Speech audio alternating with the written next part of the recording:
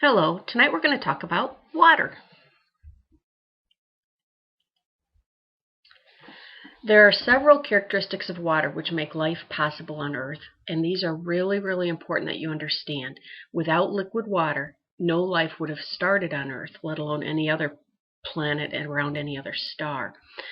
So we need to understand the properties of water. One of the first properties we're going to talk about is density of water. Density is the only material on the Earth that is less dense as a solid than it is as a liquid. As a result, ice floats on top of water. Why is this important? Well, first of all, like here in Michigan, in the wintertime, the water freezes from the top down. What that does, that ice, is it provides a layer of insulation so the animals in the water aren't exposed to -40, -20 degrees Fahrenheit. Those types of temperatures would kill the organisms. So it provides them this insulation that is necessary. Otherwise, the lakes would freeze from the bottom up, and during the summertime, the water wouldn't warm up enough to actually melt the bottom of the lakes, especially very deep lakes, and this in turn would eventually cause the whole lakes to freeze solid, even in the summertime, and that's just not conducive to life evolving. So yeah, density is one of the major components. And if we look at the structures, looking at molecules of water, as a gas, the molecules are very far apart. As a solid, it forms a crystalline structure which provides these little air bubbles in between. As a liquid, it's much closer together because there aren't those little crystalline bubbles forming. So being a solid is less dense. Again, it's the only material in the entire world that we know of that does that. So that's highly unique. Making ice float on top of water, like the iceberg.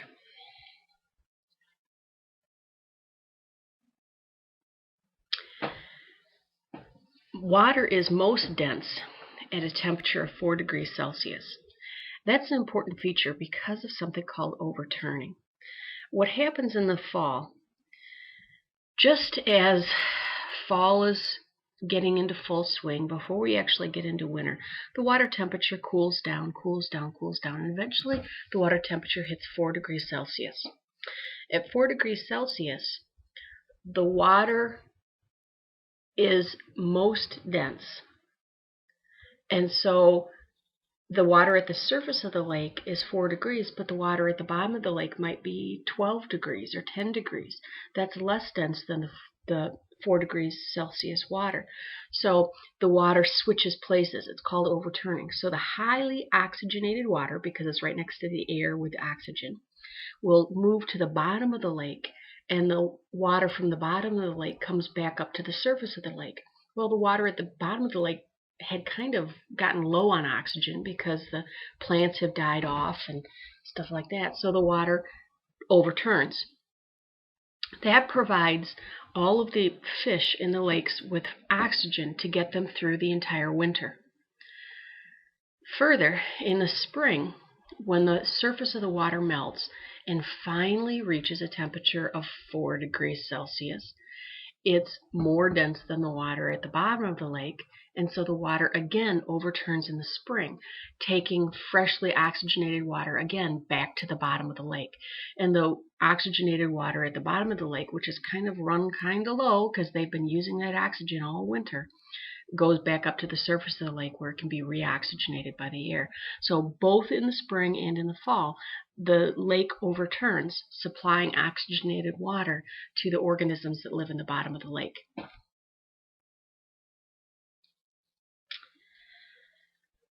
Okay, now I talked about that crystalline structure that water has as a solid. The reason it does that is it forms hydrogen bonds between the hydrogen atom and an oxygen atom of a different water molecule. Those hydrogen bonds cause it to form this crystalline shape, which pushes them a little further apart, which is unusual, but it pushes them a little further apart than it does as a liquid. That's what makes it dense, those hydrogen bonds. So here we can see the dotted lines are hydrogen bonds, and when it forms this crystalline structure, those hydrogen bonds are pushing it away from other molecules and attracting it at the same time. But in the liquid state, those hydrogen bonds, there are just as many of them, but they are actually kind of pulling the molecules closer together. It's weird that the hydrogen bonds would do that at two different states, but it actually does. So the question is, what is a hydrogen bond? Because we haven't really gotten into that yet. Hydrogen bonds are a very weak bond formed between hydrogen and oxygen of different atoms. They do not create molecules, but what they do is they just hold nearby molecules close together. Hydrogen bonds are very weak bonds, but there's so many of them in different materials that they are actually a very, very strong bond, just because of sheer numbers. It's not as strong as a covalent bond or an ionic bond, which we're going to find about more in chemistry, which is our next PowerPoint, but it's still, there's so many hydrogen bonds that they actually do hold everything together. So just by looking at this one water molecule here, it's got 4 hydrogen bonds forming. A second property I wanted to really talk about is water as a solvent. Water is the universal solvent because it's a polar covalent molecule, which means that it's charged. It has one end that's positively charged and one end that's negatively charged. Because of that, the negative end will dissolve any molecule that has a positive charge, and the positive ends will dissolve any molecule that have a negative charge. Most molecules in the world have positive or negative charges to them, and so water will dissolve almost everything. Now, in your mind right now, I want you to come up with one molecule that doesn't dissolve in water, something that floats in water.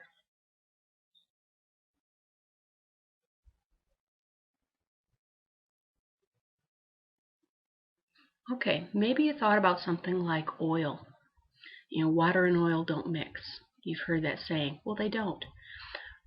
Oil is a nonpolar molecule. It is not charged at all, and so it will not dissolve in water. There are other materials like waxes, gasoline, things like that, alcohols. They don't dissolve in polar molecules. They won't dissolve in water. So there are a few things, but there are more things that actually do dissolve in water. All the salts and things like that. So this is what actually happens when a molecule dissolves in water. The water molecules, because they're charged and the chlorine is negative, the charged ends are going to surround the negative ends and they're going to pull it away from the other molecules.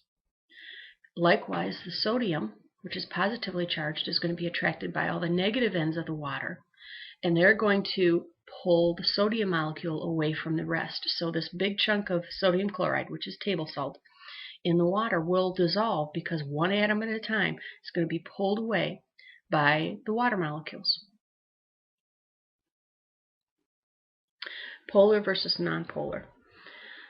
Okay, like I mentioned, water is a polar covalent molecule, and it will not dissolve nonpolar molecules. Things like oils and fats, which have ends to them which are hydrophobic, won't dissolve in water. They don't mix. Let's go to another property of water, because that one was a quick one. Surface tension. How does this bug walk on the surface of the water? Well, it has to do with the high surface tension of water. Remember those hydrogen bonds? Those hydrogen bonds are strong enough to hold that bug up. Now, most things aren't like that. Most molecules, that's not possible. But those hydrogen atoms literally are holding the water molecules together so tightly that you can't pierce the surface. Now, you can pierce the surface. You can take your finger and stick your finger through. But this bug has, by spreading his mass out over the surface of the water, and you can see his legs, how his legs are very long and covering a large surface area. He does that to spread his weight out so that he doesn't break the surface tension of the water.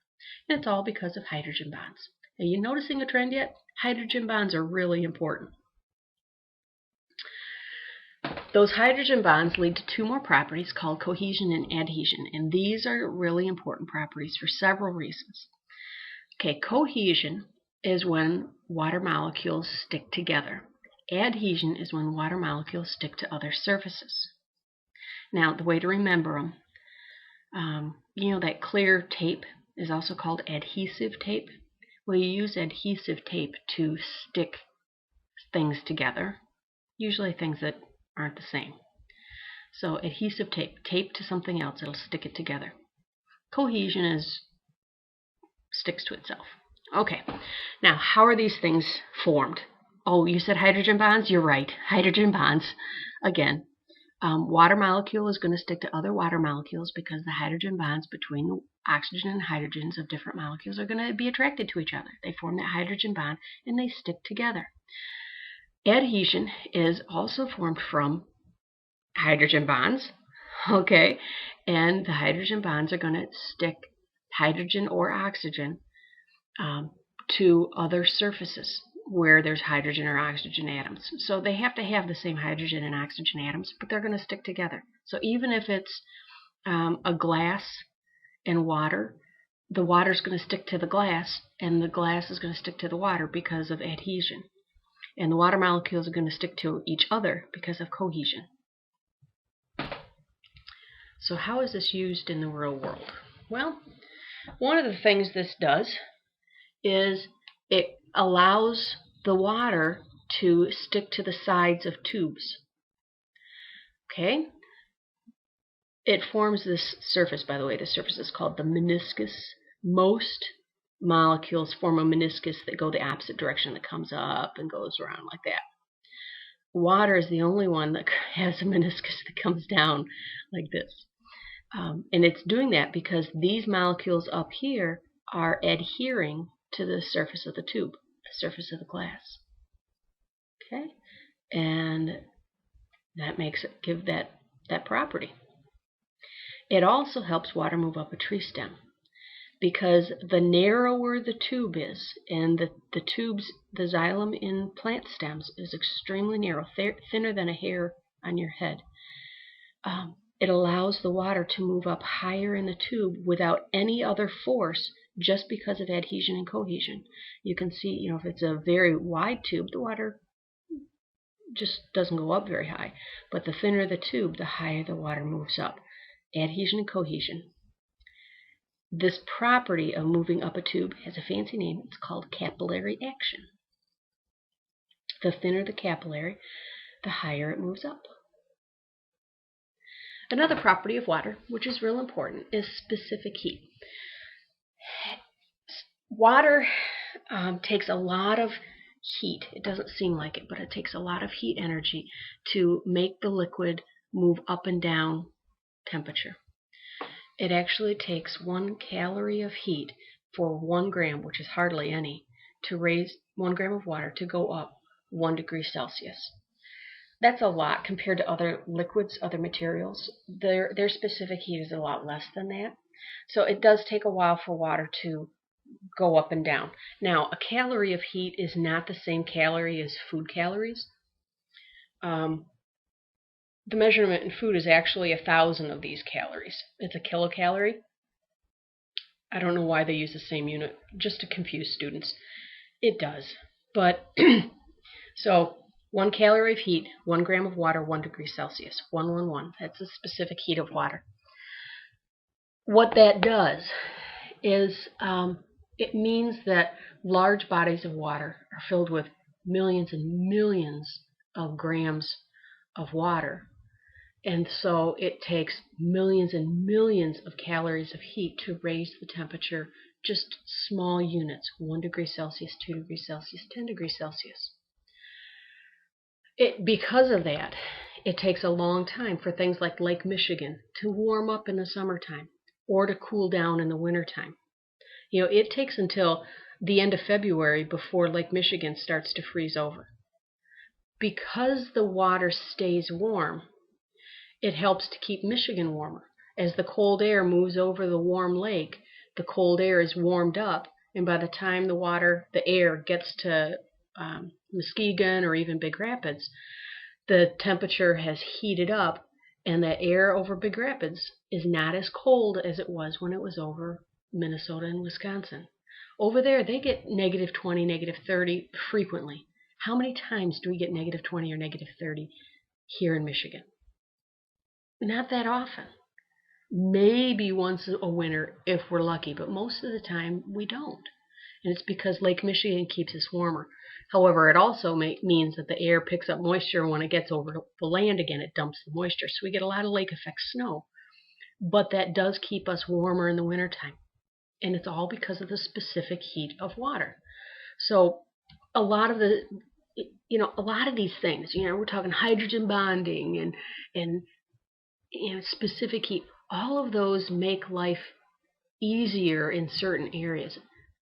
Here in Michigan, the temperature is more moderate, cooler in the summer, warmer in the wintertime, more moderate. Life would have evolved here a little easier than it would have in Wisconsin. Not that it did, but let's continue on. Okay, this is an important one on a hot summer day for you to understand. Well, it took quite a bit of calories to get water to heat up. It takes even more to get water to go from a liquid to a gas. It takes 580 calories of heat to change 1 gram of water, like sweat, from a liquid, sweat, to a gas and evaporate off your body. That's huge. That's way higher than most other molecules. The reason of this, it takes a lot of energy to break those hydrogen bonds between different atoms of water. It takes so much energy to break those bonds. 580 calories, that's a lot of energy. So, to get water to evaporate off a lake, to get water to transpire out of a tree, to get water to evaporate off your skin, takes a bunch of heat with it. A huge amount of the Earth's energy that comes from the sun is used to evaporate these materials. And it helps to run the water cycle. That's where the energy from the water cycle comes, is 580 calories of heat. Which leads to, when I've been talking about sweating, something called evaporative cooling. You can sweat. To cool your body on a hot day, you're going to sweat. And it takes 580 calories of heat to get 1 gram of sweat to evaporate off your body. That's a lot of energy, and it helps to cool your whole body temperature by evaporating the heat off. So the heat leaves with the water. So you have less heat in your body cools down. Any organism, most organisms, go through evaporative cooling, okay, especially mammals. Elephants have large surface areas on their ears so that they can evaporate heat out of their body. Dogs pant so that they can evaporate the sweat off from their tongue, and that helps to cool them down. They're covered with fur and they don't have sweat glands. You have sweat glands. So there's a little doggy sweating, or evaporative cooling.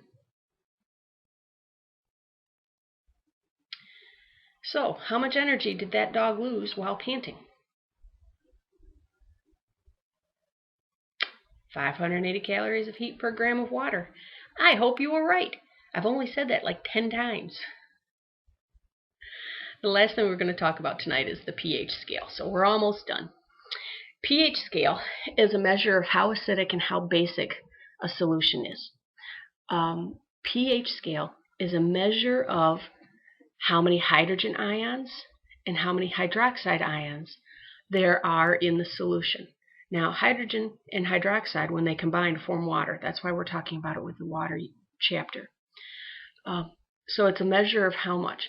If there are more hydrogen atoms, then it's acidic. If there are more hydroxide ions, then it is more basic. At 7, they are equal. So it is called neutral. So if we come down here, this is going to be a base. If I come over here, this would be an acid. The higher you go, the lower you go from 7 to 0, the more acid you have, the more hydrogen ions you have. As you go from 7 to 14, the more hydroxide ions you have. So here's a little list. I think it's kind of interesting. These are the concentrations of hydrogen ions to hydroxide ions. So for one hydroxide ion, you'll have 10 million hydrogen ions. Same down here. For one hydrogen ion, you'll have 10 million hydroxide ions. And look at the different solutions. See what's what. You don't have to memorize this, but an understanding of how you go through pH, what the pH actually means, is important for you to understand. Okay? Have a wonderful night tonight. I will see you tomorrow. Bye.